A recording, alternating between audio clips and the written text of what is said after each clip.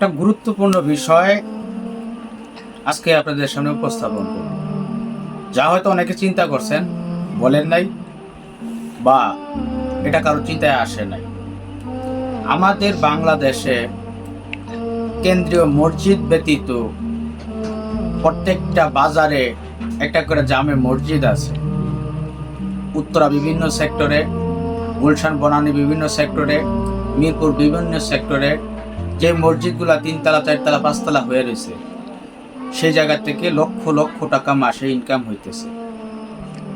শুধু মার্কেট ভাড়া, মার্কেটের সামনে ফুটপাত ভাড়া এ দিয়া যদি মনে করেন গাজীপুরের দিকটা, তাহলে টঙ্গী থেকে শুরু করে টঙ্গী, আবদুল্লাপুর, চেরাকালি, বোটবাজার, চৌরাস্তা, আমার জানা মতে চৌরাস্তায় প্রায় 100% 150%-র উপরে জায়গা ওয়াকফ করে দেওয়া হয়েছে। 1 একর 1.5 একর জায়গার মতো, যে জায়গা থেকে প্রতি মাসেই ইনকাম দোকান ভাড়া এবং ঈদগার মাঠে ট্যাক্সি রাখার জায়গা, ট্যাক্সি স্ট্যান্ড, ট্যাক্সি ভাড়া, মার্কেট ভাড়া, ফুটপাত ভাড়া মিলে 20 লক্ষ 30 লক্ষ টাকার উপরে ইনকাম হয়। এক একটা দোকান 25 থেকে 30 হাজার টাকা ভাড়া। আবার শুক্রবারে জুমায় উন্নয়নের নামে মুসল্লিদের কাছ থেকে টাকা নেওয়া হইতেছে। তো প্রতি মাসে 20 লাখ 30 টাকা ইনকাম, 30 লক্ষ টাকা ইনকাম একটা মসজিদ থেকে। বোটবাজার আমার জানা মতে প্রায় 1.5 শতক 1.5 একক জায়গা, 150% 200% জায়গার উপরে জমি ওয়াকফ করা, যে জায়গায় 100-150 দোকান আছে, মার্কেট আছে, ফুটপাত আছে। এক একটা ফুটপাতের ফলের দোকান থেকে 15,000 20,000 টাকা ভাড়া নেওয়া হইতেছে। মাসিক ইনকাম 20 থেকে 30 লক্ষ টাকা। তো এই টাকাগুলো যায় কই? মসজিদ কমিটির কাছে থাকে, ব্যাংক অ্যাকাউন্টে থাকে। মসজিদের উন্নয়ন 3তলা 5তলা হয়ে গেছে, এসি দেওয়া হয়েছে, টাইলস দেওয়া হয়েছে, বিভিন্ন সুযোগ সুবিধাও দেওয়া হয়েছে। ওই টাকাগুলো পতিত পড়ে রয়েছে। একবার চিন্তা করে দেখেন, ওই টাকাগুলা যদি এক বছরে প্রায় 2.5 কোটি 3 কোটি টাকা একটা মসজিদ থেকে ইনকাম হয়, শুধু মার্কেট ভাড়া, জমি ভাড়া দিয়া, সেই টাকাটা পইরা থাকে। আর গ্রামে টিন শিট মসজিদ, অজুখানা নাই, ভালো টয়লেট নাই, টিন শিট মসজিদ, ওই জায়গায় মুয়াজ্জিম ইমামদের বেতন নাই, ওই জায়গায় উন্নয়নের কোনো ধারা নাই। তো এই সব উন্নত মসজিদের ইনকামের টাকা দিয়া গ্রাম অঞ্চলের মসজিদের যেহেতু উন্নয়ন করা কেন যায় না? এক মাসের ইনকাম দিয়ে একটা টিনশিট মসজিদকে একতলা করা যায়। একটা মসজিদে জয়দেবপুর মসজিদ ধরেন, এই জায়গা থেকেই প্রায় 5 লক্ষ টাকার উপরে ইনকাম আসে। আমার চৌরাস্তার মধ্যে দেখেন 20 লক্ষ টাকা ইনকাম আসে।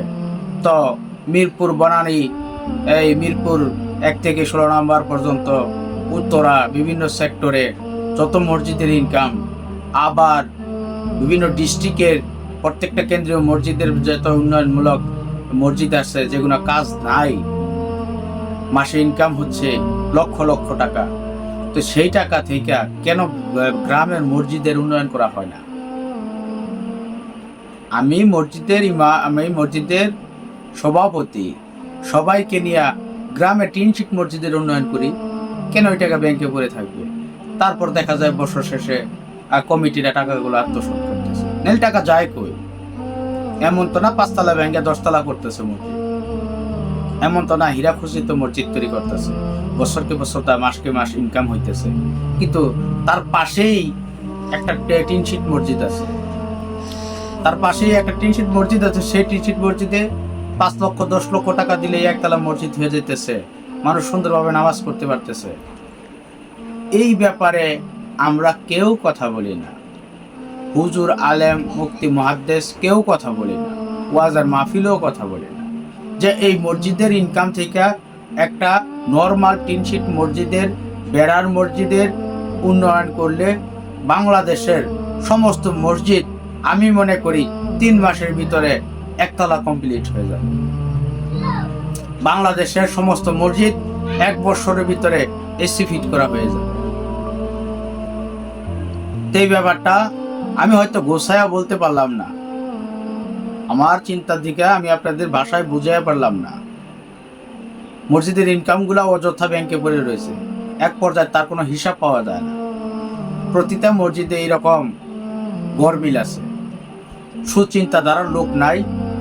তো সরকার যদি এই ব্যাপারে ভালো কোনো কমিটি নিয়োগ করে, যেভাবে দলের নেতা কর্মীর কমিটি দেওয়া হয় ঠিক সেইভাবে মসজিদের কমিটি দেওয়া হইলে সেই টাকাগুলা